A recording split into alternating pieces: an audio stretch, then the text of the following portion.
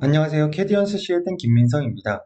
이번 시간에는 파트 환경에서 나사선과 각인을 새기는 방법에 대해서 한번 알아보도록 하겠습니다. 자, 이번 시간에는 나사선과 각인을 새기는 방법에 대해서 알아보도록 할 텐데요. 우선 나사선 같은 경우에는 특정 축을 중심으로 해서 특정 단면이 회전하면서 연속적으로 올라가면서 형상을 생성하게 됩니다. 뭐 대표적인 예로 스프링 같은 거를 예를 들 수가 있는데요. 나사선 같은 경우에도 기존 스위핑과 로프팅과 마찬가지로 잘라내는 나사선이 있고요. 형상을 생성하는 추가 나사선이 있습니다. 자, 스케치를 먼저 선택을 해서 저는 XZ면을 찍어주도록 할게요. 여기에다가 이제 나사선에 필요한 스케치를 그리도록 하겠습니다. 나사선에서 첫 번째로 필요한 거는 축입니다. 그래서 축을 이렇게 그려줄 거고요. 마찬가지로 완전 구속을 해주시면 됩니다. 자, 이렇게 축을 그렸다라고 하면은 이번에는 단면을 그려주시면 돼요. 스프링의 단면은 원형이죠. 그래서 여기 하단 부분에다가 제가 이렇게 원을 그려서 완전 구속을 마찬가지로 동일하게 해볼게요. 자, 파이수는 2파이, 축에서부터의 거리는 어, 한 15mm 정도 주도록 하겠습니다. 자, 그러면 이렇게 스케치를 만들었는데 여기서 가끔 가다가 보면은 축하고 단면 스케치를 따로 그리시는 분들이 계시더라고요. 근데 이거는 하나의 스케치에서 같이 작업을 해주시면 됩니다. 자, 그래서 이렇게 그렸다라고 하면은 스케치 닫기를 눌러주시고요. 자, 이 상태에서 이제 나사선을 한번 선택해 보도록 하겠습니다. 나사선을 선택하게 되면은 첫 번째 단계가 축 및 단면 단계라고 되어 있는데 여기 보면은 회전축을 선택하는 게 비활성화되어 있죠. 그렇기 때문에 여기서는 단면부터 먼저 선택을 해줍니다. 이렇게. 그리고 선택이 끝났으면 마우스 우클릭. 자, 그 다음은 회전축이라는 게 불이 들어왔죠. 그러면은 이제 축을 선택해 주세요. 자, 그러면은 이제 여기 시작 지점과 끝 지점이 존재하는데 그 시작 지점을 선택하는 단계예요. 그래서 대부분 단면이 있는 쪽이 시작 지점이겠죠. 그래서 아래 부분을 클릭해 주도록 하고요. 그 다음 매개 변수 단계에서는 이 스프링 모양을 만들 건데 어떻게 만들 건지입니다. 여기 보면은 축 기름이 피치라고 되어 있는데 자, 피치는 스프링과 스프링 사이의 거리죠. 한 번 회전했을 때. 그렇기 때문에 적어도 지름보다는 커야 되기 때문에 아까 저는 원의 지름을 2mm 줬거든요. 그럼 최소한 2보다는 커야 된다라는 얘기인데 그냥 저는 여유 있게 한 5mm 정도 줘보도록 하겠습니다. 자, 그리고 여기 이 옵션 자체가 보면 축 길이라고 되어 있잖아요. 그래서 얘가 회전하는 거는 이렇게 회전하면서 올라가다가 딱 100mm까지만 됩니다. 왜냐면은 축에 대한 길이를 100mm로 줬기 때문에. 그래서 이 상태에서 엔터. 그 다음 마우스 오른쪽 버튼을 누르게 되면은 이렇게 스프링이 생성되게 되고요. 자, 다시 여기 매개 변수 단계를 들어가 보도록 하겠습니다. 매개 변수 단계를 들어가게 되면은 아까 보셨던 축 기름이 피치 말고 다른 두 가지의 옵션이 더 있는데요. 축 기름이 회전을 한번 해보도록 할게요.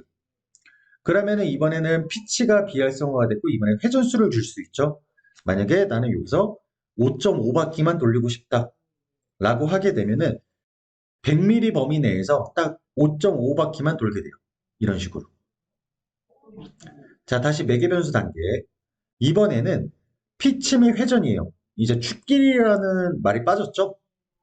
자, 축길이와는 이제 상관이 없고 만약에 내가 이거를 5바퀴 돌릴 거다. 그리고 아이고. 자, 피치는 뭐 10mm씩 주겠다라고 하면 최대 높이가 50mm가 되겠죠? 이렇게. 자, 그 다음은 만약에 내가 이거 회전 방향을 바꾸고 싶다라고 했을 때에는 매개 변수 단계에 보면은 여기 계속이라고 있어요. 그래서 계속을 클릭하게 되면은 뭐 회전 방향도 바꿀 수가 있고요. 그리고 필요에 따라서 테이퍼도 줄 수가 있습니다. 그래서 이것도 한번 해볼게요. 왼쪽 방향으로 해서 테이퍼는 각도 기준으로 해서 한 5도 정도만 줘보도록 하겠습니다. 그리고 옆에 있는 내부나 외부 같은 경우에는 내부로 하게 되면 안쪽으로 좁아지는 형상이 만들어지게 되고요. 외부로 하게 되면 바깥쪽으로 커지는 형상이 만들어지게 됩니다. 그래서 이런 식으로 해서 이렇게 이러한 스프링 모양도 만들 수가 있어요.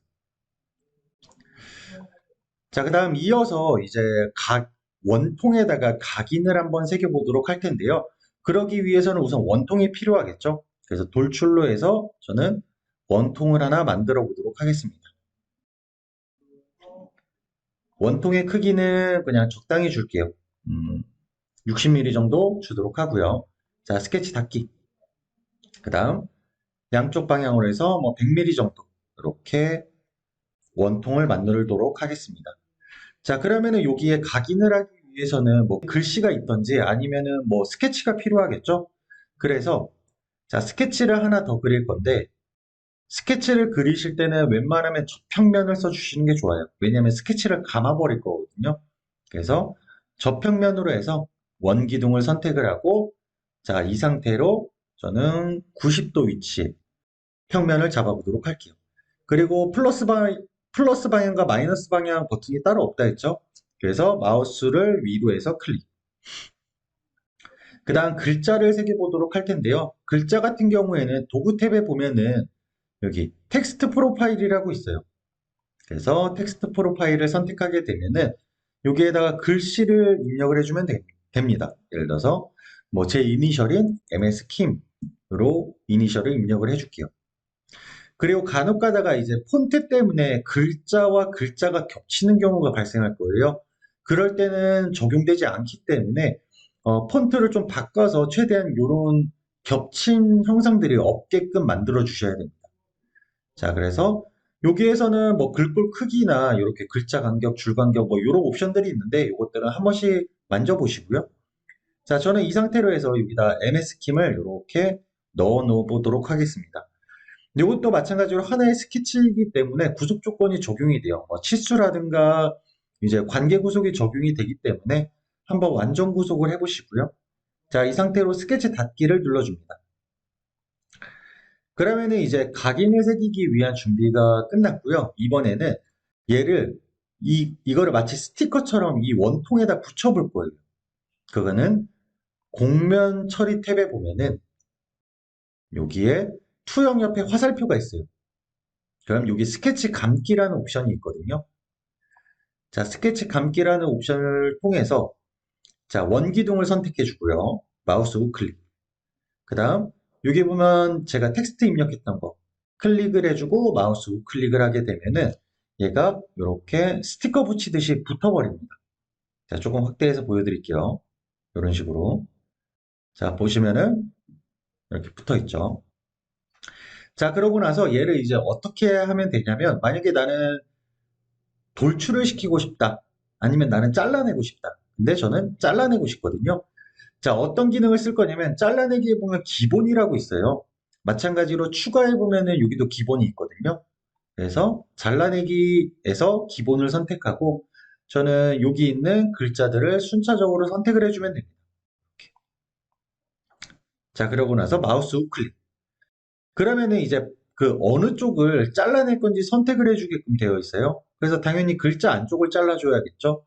그 다음 깊이 값은 예를 들어서 1mm만 좀 들어가게 하겠다 라고 하고 그 다음 클릭을 해주게 되면은 이렇게 각인이 들어가게 돼요. 자, 우리가 일반적으로 할 수 있는 컷아웃과의 차이점은 뭐냐면 자, 측면에서 봤을 때 이거를 와이어프레임 형태로 보게 되면은 자, 여기가 이 원통의 곡률을 따라갔잖아요. 여기가. 이렇게. 근데 컷아웃을 하게 되면 얘가 어떻게 되냐면 그냥 일자로 잘려버려요. 그렇기 때문에 그러한 차이점이 있기 때문에 각인을 할 때에는 이렇게 그 기본이라는 기능을 활용해 주시는 것도 하나의 방법입니다. 자, 그래서 이번 시간에는 나사선과 각인을 새기는 방법에 대해서 알아봤습니다. 이상으로 이번 교육을 마치도록 하겠습니다. 감사합니다. 캐디언스 시스템 김민성이었습니다.